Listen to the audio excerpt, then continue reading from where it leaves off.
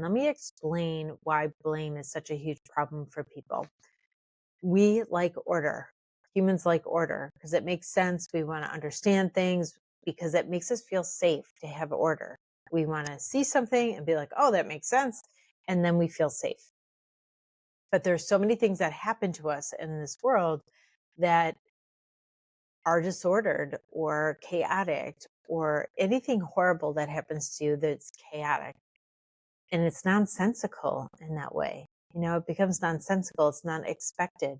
So because it's unexpected, it's nonsensical. We don't understand it.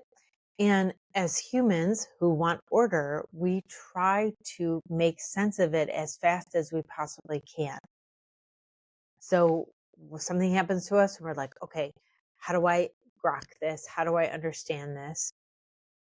And the fastest way to get order is blame.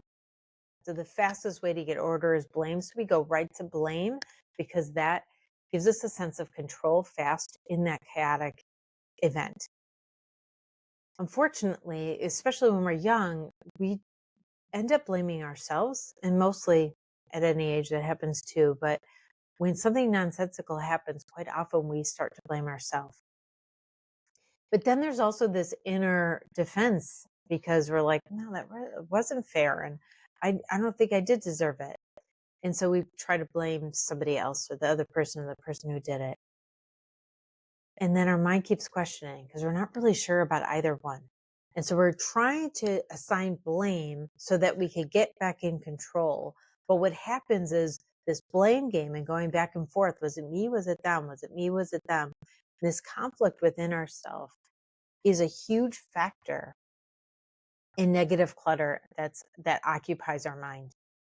And as a therapist, as working with people for 28 years, I've seen this over and over and over again. This is one of the worst things for somebody, especially if they've experienced trauma, is this blame game that takes up so much time and energy.